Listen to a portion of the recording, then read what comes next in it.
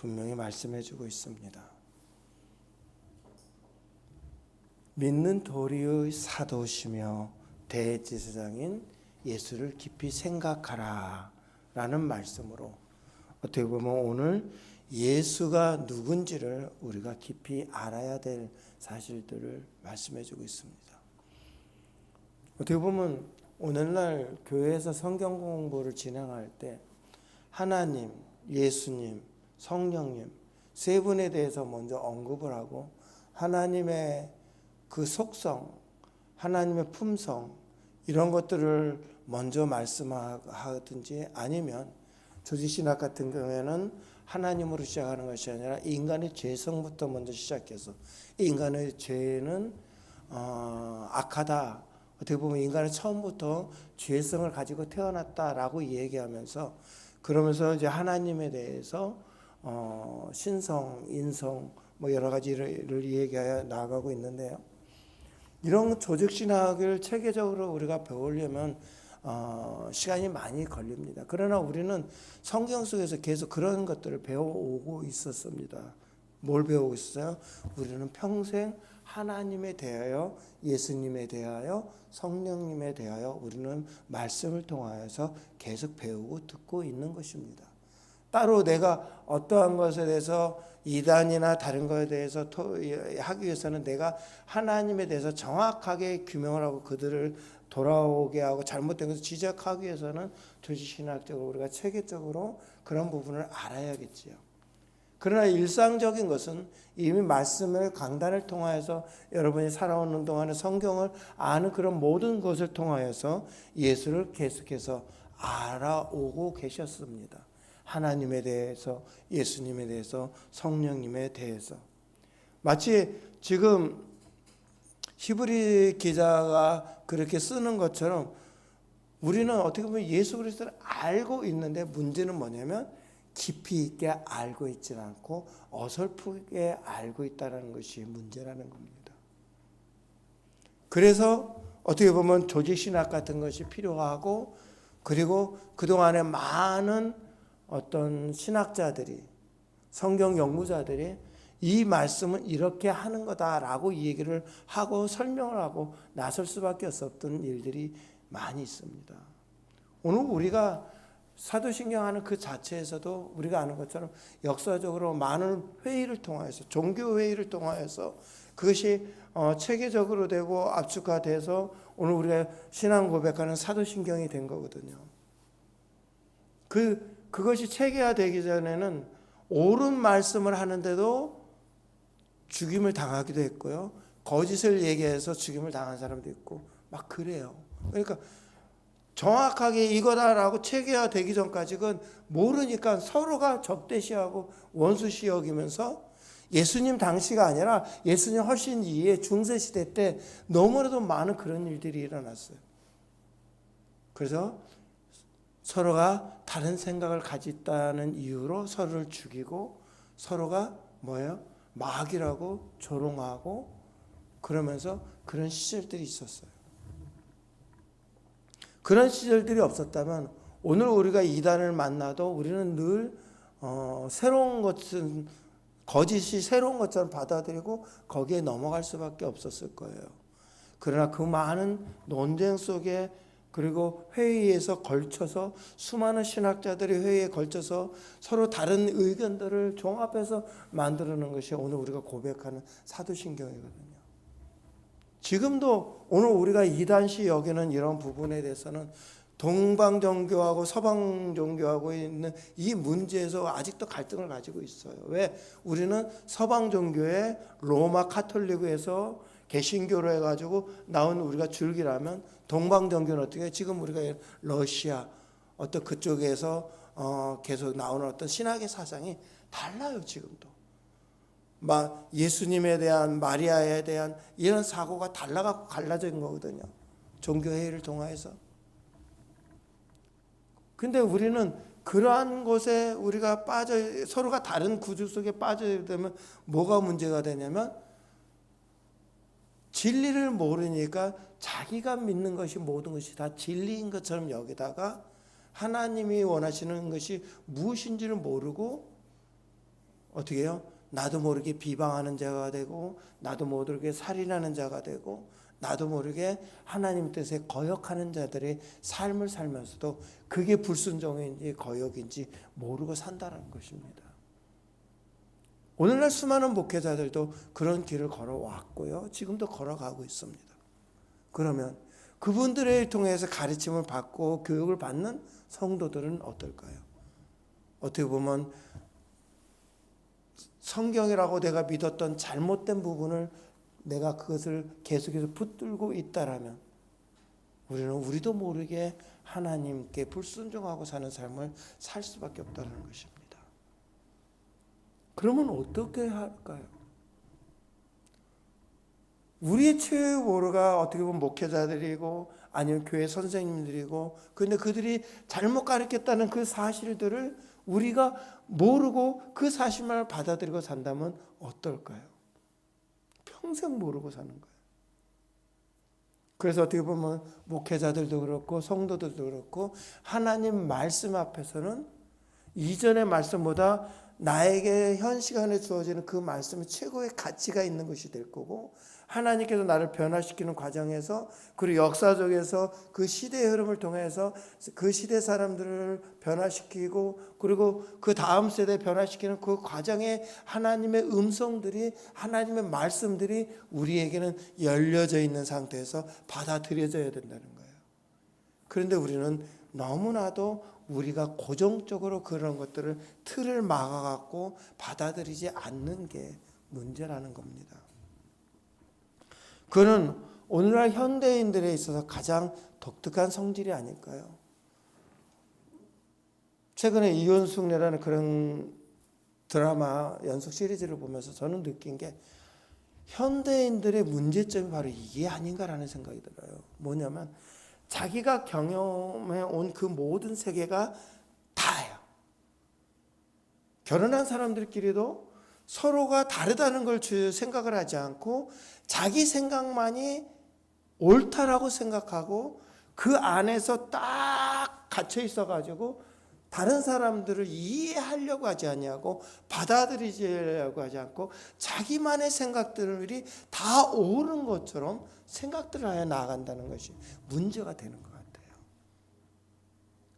오늘 현대인들은 그래요. 과거에는 어때요? 과거에는 서로의 그 하는 일들을 죽여가고 살았어요. 그게 자기의 생각과 자기의 모든 것들을 나타나기보다는 자기의 생각을 더 억누르고 그러면서 참고 인내하는 것이 최고라고 생각을 했어요. 왜? 우리 아버지 어머니 세대는 군사 독재가 있고, 그리고 어떤 왕의 권력에 억압받고, 그리고 밑에 사람들은 순종해야 되고 위에 사람들은 억압하고 짓눌려도 되고, 뭐 이런 구조 속에서 자기를 억누르는 것에 익숙해 있어요. 그러나 현대 우리나라는 어때요? 그렇지 않아요. 개방적인 사회에서 자기들 모든, 옛날에는 배우지 못하고 막 그랬기 때문에 내가 많이 못 배워서 많은 배운 어떤 그런 모습에 이런 생각들을 가지고 있기 때문에 자기를 겸손히 내려놓을 수가 있었어요. 근데 지금은 어때요? 다 수준들이 상위 클래스예요. 옛날에 국민학교 초등학교 수준이 아니라 최하 고등학교고 대학교고 대학원 나오고, 그러다 보니까 자기가 경험한 그 세계에선 최고의 분야의 최고의 지식들을 가진 사람들이에요. 그러다 보니 어떻게 해요? 자기 세계의 울타리에 꽉 가둬놓고 자기 생각만이 옳은 생각이 돼버리는 거예요. 그러니까 어떤 일들이 발생을 합니까? 남은 자기 생각에 못 미치는 거예요. 나는 최고고 다른 사람들은 내 생각에 못 미치고, 내가 이렇게 행동을 하면 저 사람도 나와 이렇게 행동해야 되고, 이런 논리 속에, 자기가 가진 그 편견의 논리 속에 모든 사람들을 그렇게 생각하고 있어요. 그렇게 행동을 해요. 그리고 나중에 자기가 뭔 행동을 하는지 모르고 나중에 자기의 행동을 들여다보니까 뭐라고 얘기해? 내가 이렇게 잘못되고 있었구나. 내가 이렇게 나쁜 짓을 하고 있었구나. 내가 이렇게 하면서도 내가 이렇게 괴롭히고 있었구나. 이런 사실들을 역할극을 바꿔서 하면서 느끼는 모습들을 보았어요. 그 말은 뭐예요? 지금까지는 자기가 옳은 줄 알았는데 역할을 바꿔놓고 보니까 이게 아니었구나 라는 사실들을 알게 된다. 그 말은 뭐예요? 결국은 지금까지 자기가 살아온 모습은 어떻다는 거예요? 자기 위주로 살았다는 거예요. 자기 중심적으로 살았다는 거예요.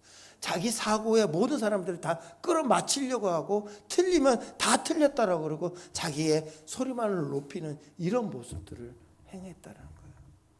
현대인의 모습들이 그렇습니다. 그런데 과학적으로 보면은 현대인의 뇌가 옛날 사람들 뇌보다 작다고 얘기해요. 왜 작을까요? 얘기에는 그렇습니다. 옛날 사람들은 다양한 것들을 체험하기 때문에 다양한 것들을 해낼 수 있는 뇌의 크기가 있어야 된다고 그래요. 근데 현대인들은 어떻게 해요? 역할 분담이 정확하다 보니까 자기가 하지 않아도 남들이 그 역할들을 하는 가운데서 그 생활들을 하고 있으니까 어떻게 해요? 뇌가 클 필요가 없다는 거예요. 그 말은 오늘 우리가 다양한 시대에 체험할 시대에 살고 있는 것이 아니라 어떤 한 분야에서만 살고 있는 그 모습들을 가지고 있다니까 남들에 대한 생각을 갖지 않는 그 삶이 오늘 우리에게 많이 있다는 것입니다. 신앙생활도 똑같아요. 여러분들이 생활하는 게 여러분이 정말 다른 사람들하고 똑같이 생활하고 있습니까? 어떻게 보면은 폐유지를 줍는 그러한 그들과의 같은 심리, 아니면 청소하는 그들의 심리, 그들은 내가 편안한 어떤 직장을 가지고 있으니까 그들은 나보다 못하다고 생각하고 그렇게 평가하고 있지는 않습니까? 여러분, 아파트 생활하면서 아파트 일주일만 청소하라면 아파트가 어떻게 될 것 같아요? 아파트에 있는 폐지나 이런 거 일주일 동안만 꽉 모아놓으면 어떻게 될 것 같아요? 포화 상태에서 악취가 나고요. 못 견딜 거예요. 음식물 쓰레기 그거 한 달만 놔봐봐요. 그 아파트 산다고 한 사람 없을 거예요. 우리는 우리가 생각하지 못하는 서로 다른 사람의 직업이나 다른 사람의 생각이나 이런 것들이 서로가 존중이 돼야 되는데 이거를 존중하려고 하지 않아요. 자기가 생활하는 것이 다 옳고 자기가 생각이 다 맞고 돈이 없는 사람들의 생활과 돈이 있는 사람들의 생각은 사고 구조가 달라요. 권력이 있는 자와 없는 자의 사고 구조가 달라요. 그래서 어떨 때는 내게 절실한 것이 저 사람에게는 절실하지 않을 수 있고요. 내게 어떻게 보면 생명처럼 지켜야 될 것이 어떤 사람에게는 생명처럼 지켜야지 말아도 될 하찮은 것이 될 수도 있는 일들이 있어요. 우리는 그런 가운데서 신앙 안에서 교회로 한 모임의 공동체가 되고 있어요. 공동체예요. 그러면 어떻게 될까요?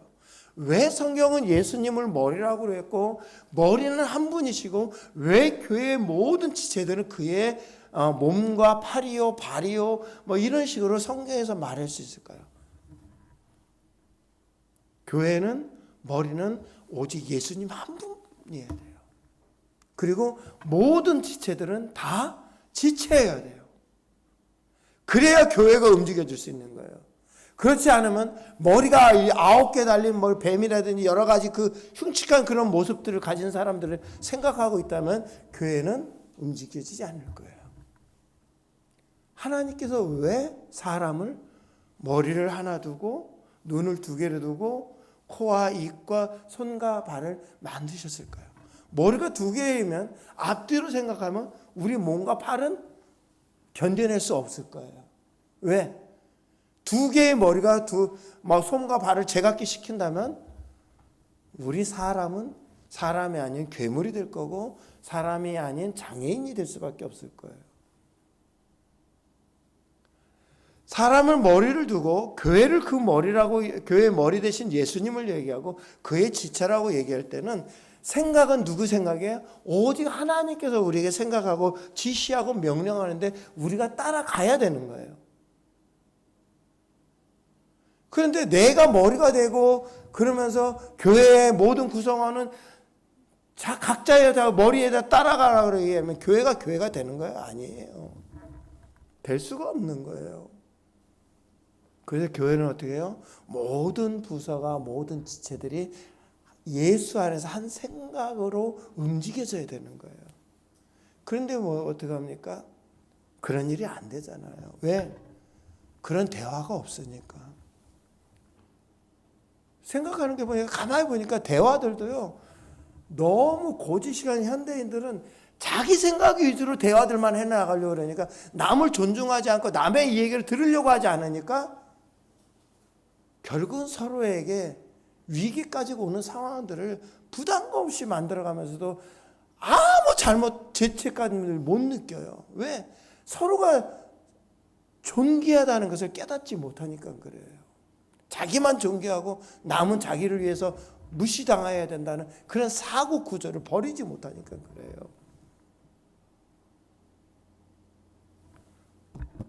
우리가 지금 완고하다는 것은 뭐예요? 자기 위주에서 벗어나지 못하고 남을 배려하지 못하니까 완고한 거예요. 오늘 성경에서도 어떻게 보면 우리에게 너희 마음을 완고하게 하지 말라라는 그 말이 뭘까요? 너희 생각에 너희 마음대로 생각하고 너희 경험, 내 생각에서 완고하게 있을 것이 아니라 뭐 하라는 거예요? 서로에 대한 이해를 하도록 하라는 거예요. 강팍한 마음으로 나를 완고한 게 아니라 신앙의 삶에도 어떻게 해야 된다는 거예요? 하나님 앞에 나를 늘 비워놓으라는 거예요.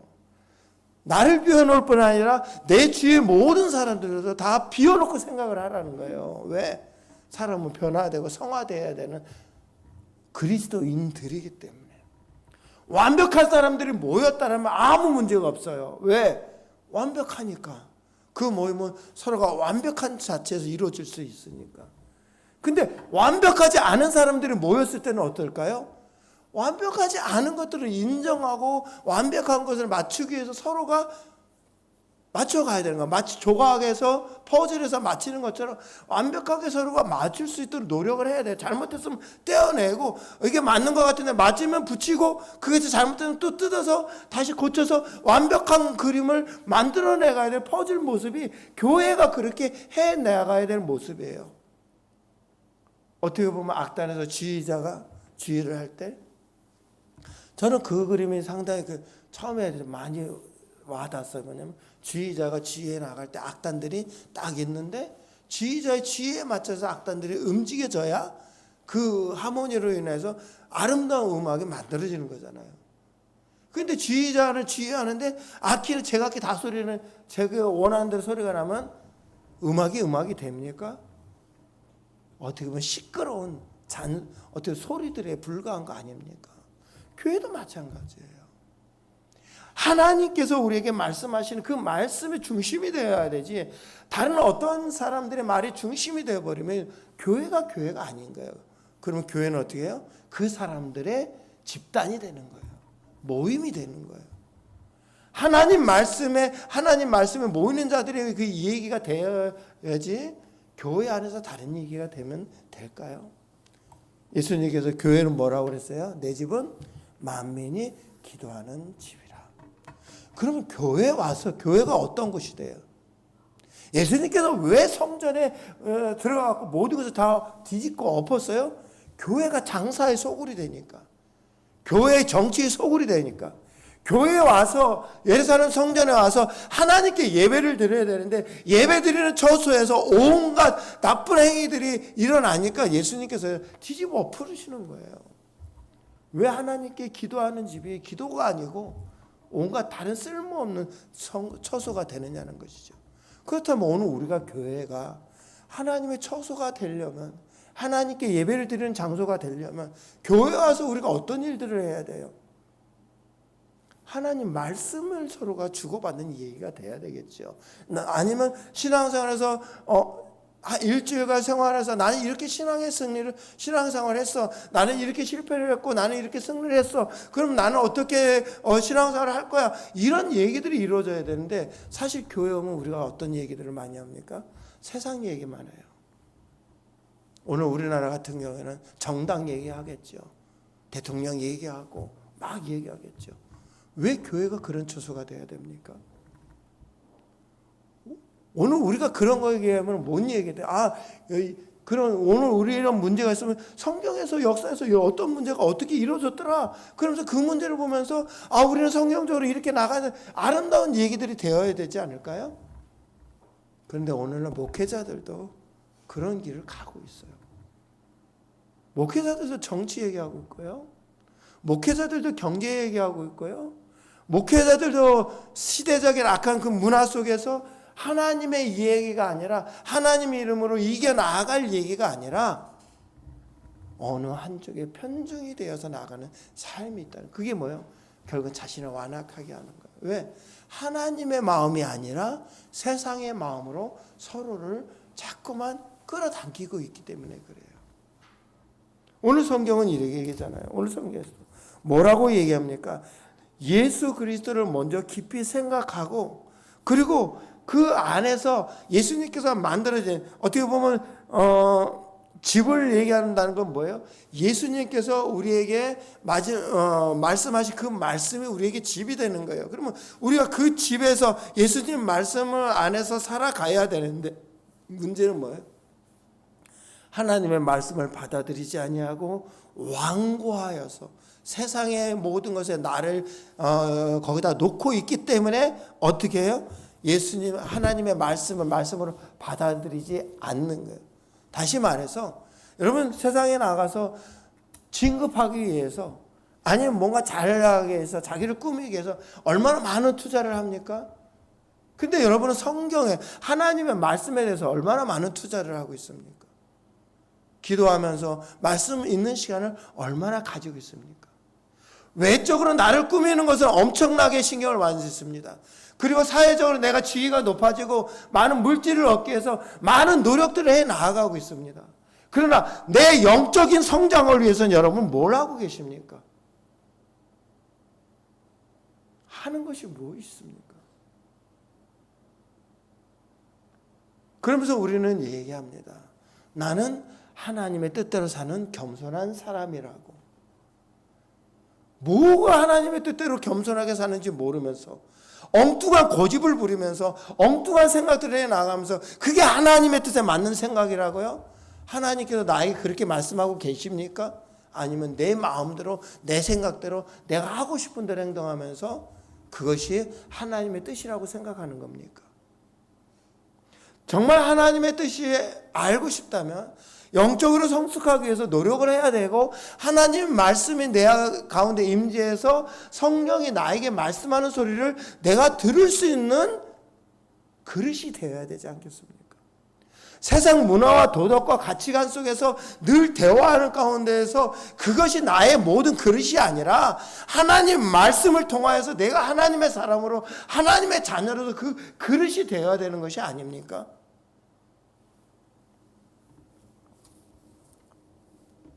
그러면서 우리가 생각해야 될 것은 뭐냐면, 성경은 뭐라고 얘기합니까? 너희가 그러면서 너희 자신을 정말 하나님 말씀대로 살면서 우리가 한편으로 주의해야 될 것이 뭐가 있다고요? 믿지 아니하여서 더 어두움 속에 떨어질 사람들을 배려하는 삶을 살아야 된다는 거예요. 교회가 그런 교회가 돼야 된다. 교회는요, 내 신앙 겨우 지키기 위해서 사는 게 교회가 아니에요.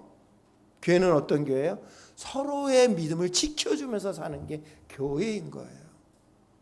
내 신앙을 살 거면 기도원에 가서 살면 돼요. 하나님과 나와의 관계에서 이루기 위해서 나 혼자 살면 돼요. 남들 뭘 할 필요 없어요. 나 혼자 토굴 속에 들어가서 중세의 신부들처럼 어떻게 해서 자기의 도를 닦여, 어떤 불교의 부처처럼, 불교의 스님들처럼 혼자 가서 도를 닦으면 돼요. 그럼 자기만의 도구, 자기 의를 만들 수 있으니까. 근데 교회는 아니에요. 함께 교회가 세워져야 되는 것이고요. 함께 믿음을 더욱더 키워나가야 되는 것이 교회가 되어야 되고요. 서로의 어떤 어려움을 때 하나님 말씀으로 서로가 서로를 도우며 서로 세워져야 되는 게 교회예요.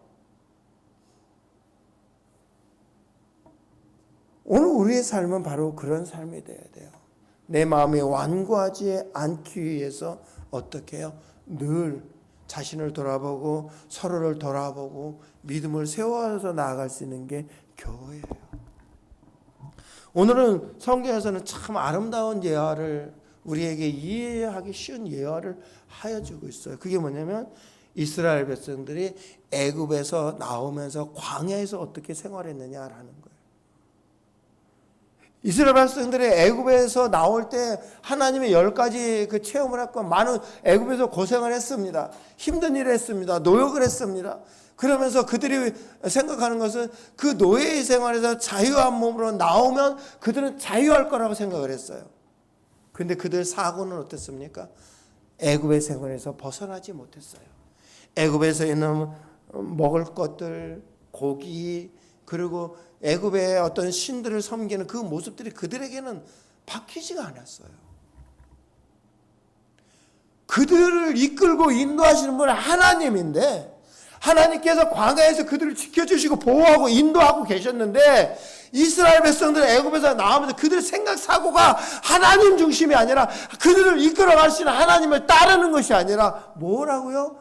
애굽의 신들을 섬겼던 것, 애굽의 많은 것들을 먹었던 것, 그러면서 광야에서 그 모든 근본을 버리지 못했다는 거예요. 이게 성경에서 하나님께서 이스라엘 백성들을 평가하는 말씀이셔요. 우리는 어떻습니까? 우리는 다를 것 같아요?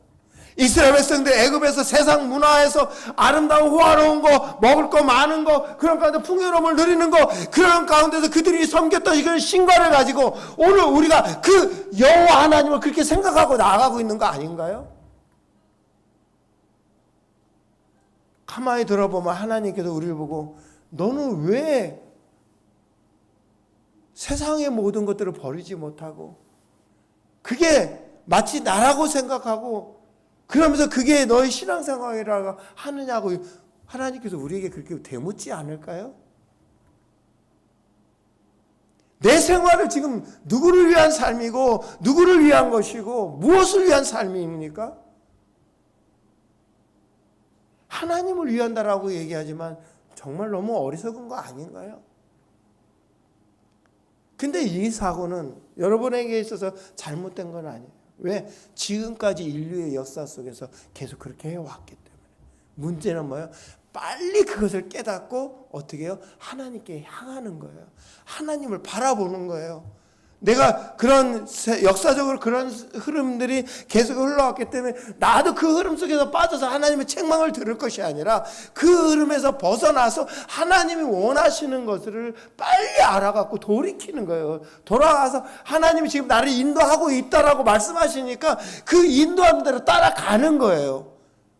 애굽의 많은 신들을 섬겼던 그 모습에서 그게 하나님이라고 생각하는 것이 아니라 하나님을 온전히 알기 위해서 하나님께 다가가는 거고 하나님을 붙들고 물어보는 거고 그리고 하나님이 좋아하시는 일을 하면 하나님이 칭찬을 받는 일들을 우리가 해야 하는 거예요.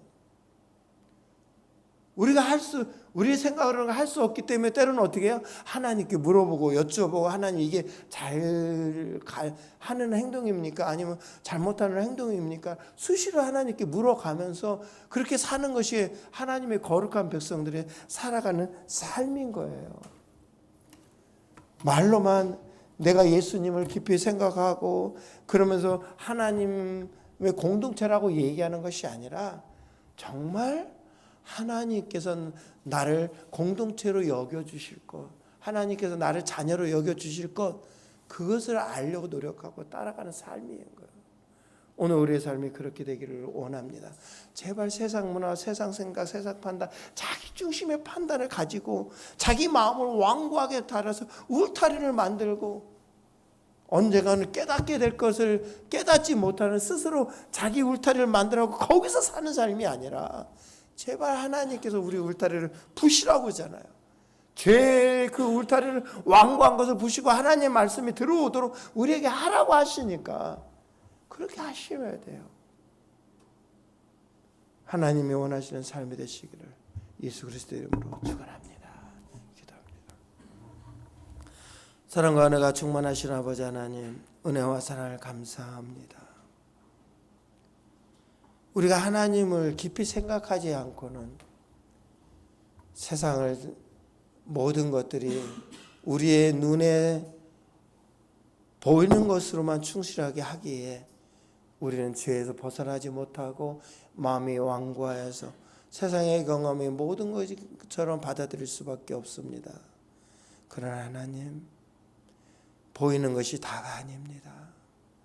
보이지 않는 가운데서 움직이시는 하나님을 우리가 볼 수 있도록 도와주시고, 또는 영의 자녀로서 그 하나님이 원하시는 것을 즐거이 행할 수 있는 삶이 우리의 삶이 되게 하여 주시옵소서. 감사드리며 예수님의 이름으로 기도드립니다. 아멘. 찬송가 426장 찬송 드립니다.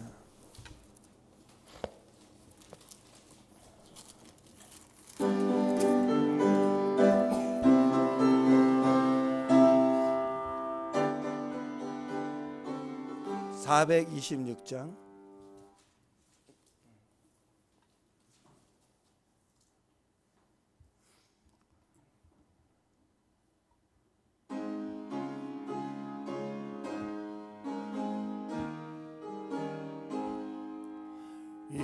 이제인을 완전케 하시옵고 내 맘속에 영원히 거하소서. 죄 가운데 빠졌던 몸과 마음을 있는 곳 너에게 하옵소서.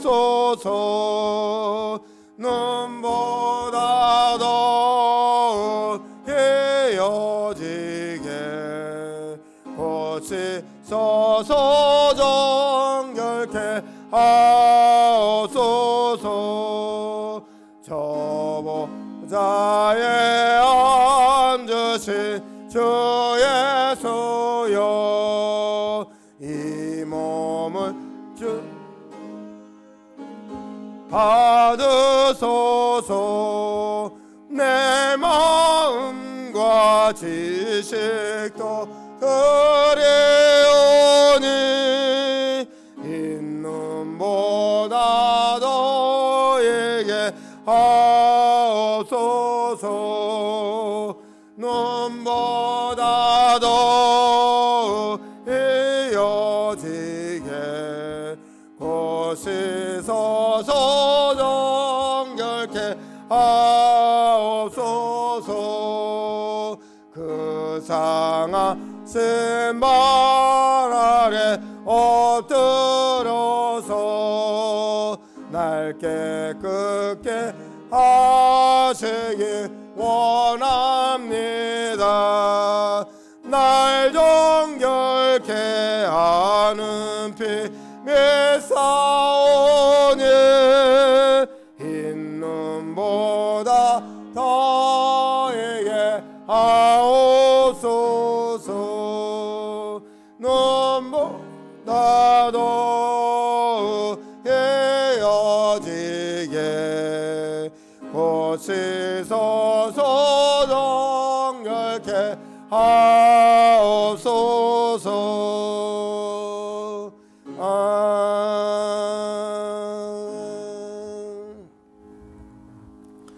사랑의 하나님, 은혜와 사랑을 감사합니다.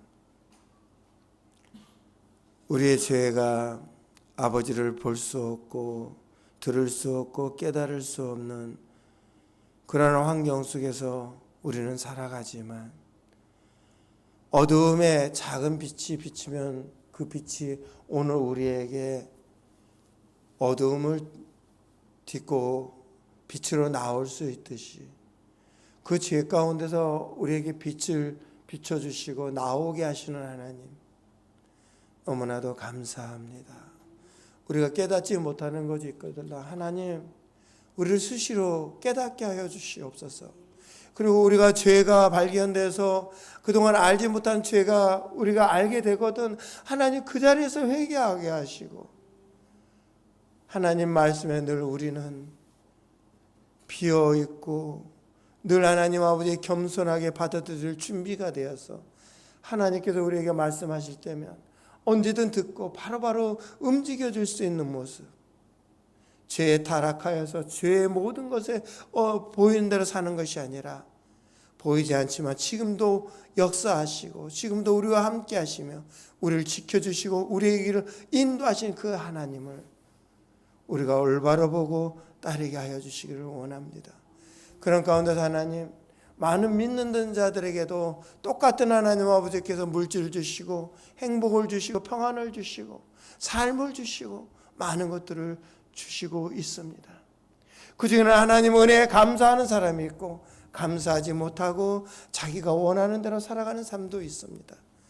그러나 오늘 우리에게는 하나님 감사하게 하시고 하나님이 이끌어 주신 것의 은혜 가운데서 하나님에 대해서 늘 마음을 열어놓고 하나님이 주신 복을 늘 받기를 원하는 가운데서 하나님 우리의 모습을 늘 하나님께 감사함으로 나아갑니다. 하나님 그 모습을 기억하여 주시고 한 걸음 한 걸음 나아갈 때마다 그 발걸음이 평안이요 복이요 안전이요 풍성함이요 충만한 모든 발걸음들이 될 수 있도록 걸음마다 하나님께서 역사해 주시고 걸음마다 아버지 하나님께서 은혜를 부어주시고 걸음마다 하나님께서 모든 충만한 일로 가득히 채워 주시옵소서. 그리고 하나님을 기억하며 감사하는 모습들을 가지고 제목을 다룰 때마다 그보다 더 큰 제목들을 주시고 더 큰 놀라운 일들을 그의 삶 속에서 체험하여 나아갈 수 있도록 은혜의 길을 더 열어주시고 역사하여 주시옵소서. 모든 것을 감사드리며 예수 그리스도 이름으로 기도드리옵나이다. 아멘. 찬송 일어나셔서 5장 드린 후에 축도함으로 예배 마치겠습니다. 찬송가 5장입니다.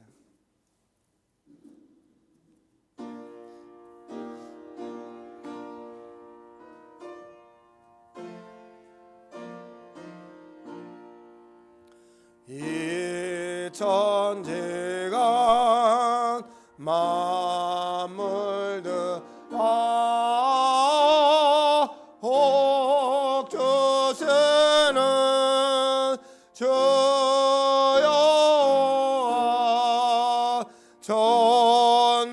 전능성부 성자 성령 찬송하고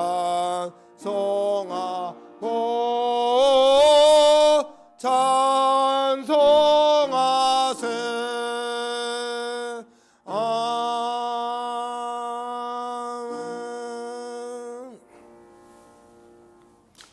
이제는 우리를 죄에서 구원해 주신 우리 주 예수 그리스도의 은혜와 아버지 하나님의 넓고 깊고 크신 사랑과 성령의 교통 인도 역사하심, 오늘도 주의 전에 나와 예배를 드리고 나아가는 주의 자녀들과 아버지께서 일찍부터 택하신 주의 백성들, 주의 권속들, 믿음의 군사들 머리 위에 이제로부터 영원 무궁토록 함께 있을지어다.